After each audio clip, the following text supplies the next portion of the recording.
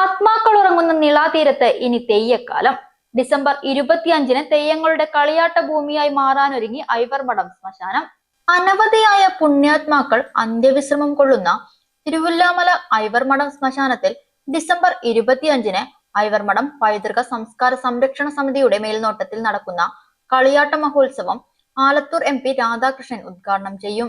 Chelakkara MLA UR Pradeep, Ottapalam MLA K Premkumar, ജില്ലാ പഞ്ചായത്ത് അംഗം KR Sathyan, Pazhayannur block panchayat ജനപ്രതിനിധികൾ, തിരുവല്ലാമല ഗ്രാമപഞ്ചായത്ത് ജനപ്രതിനിധികൾ എന്നിവർക്കൊപ്പം Kerala folklore academy secretary Ajaykumar, Kerala Sangeetha Nataka academy executive അംഗം അജയ്കുമാർ എന്നിവർ വിശിഷ്ട സാന്നിധ്യമരുളും.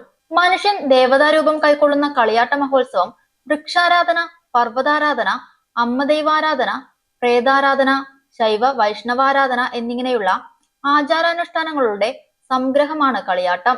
ഒരു പതിറ്റാണ്ടിലേറെ കാലമായി ധനുമാസ രാവുകളിൽ കണ്ണൂർ ഇരിട്ടി അനൂഷ് പെരുമലയന്റെ നേതൃത്വത്തിലാണ് ശ്മശാന ഭൂമിയിൽ കളിയാട്ടം നടക്കുന്നത്.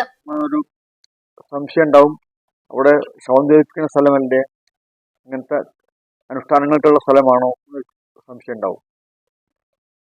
അത് എന്താണ് ശ്മശാനം, എന്താണ് ഇത് എന്നുള്ള തിരിച്ചറിവ്, ഒരു ശാസ്ത്രീയമായ തിരിച്ചറിവ് നമുക്ക് വരണം. നമ്മൾ ആരാണ്, എന്താണ്, എവിടേക്ക് പോകുന്നു, എന്തായിട്ട് മാറുന്നു, അങ്ങനെ ഒരു ആത്മീയ തലം ഇതിനുണ്ട്, ശാസ്ത്രീയമായ തലം. അതിനെ ഒന്നുകൂടി ഉറപ്പിക്കാനാണ്. അതായത് യഥാർത്ഥ മലയാളത്തിൽ പറയുകയാണെങ്കിൽ നമ്മൾ ഭയം ഉന്മൂലനം ചെയ്യാൻ, എല്ലാതരം ഭയങ്ങളും, മരണഭയം, എല്ലാ ഭയവും, ശ്മശാന ഭയം. പണ്ടൊക്കെ ആൾക്കാർ ശ്മശാനം എന്ന് പറഞ്ഞാൽ ഭയമാണ്. ഞാൻ തന്നെ ഇവിടെ പണ്ട് കാലത്ത് ഈ വഴിക്ക് വരില്ല, നോക്കില്ല. ഒരേ സമയം അനുഗ്രഹവും ഭീതിയും ഉളവാക്കുന്നതുമായ ചുടലഭദ്ര കളിത്തെയവും പൊട്ടൻ തെയ്യവുമാണ് അരങ്ങേറുക. ഐവർമഠം പൈതൃക സംസ്കാര സംരക്ഷണ സമിതി president doctor Sethumadhavan, secretary Sasikumar, Ivor Madom Korappath chairman Ramesh Korappath, Ivor Madom പൈതൃക സംസ്കാര സംരക്ഷണ സമിതി ഭാരവാഹികളായ ജ്യോതി തേക്കിൻകാട്ടിൽ, ശശി, സുനിൽ, ഹരിശർമ്മ, സംവിധായകൻ ജയരാജ് മിത്ര എന്നിവർ വാർത്താ സമ്മേളനത്തിൽ അറിയിച്ചതാണ് ഇക്കാര്യങ്ങൾ. മാധ്യമ സുഹൃത്തുക്കളെ,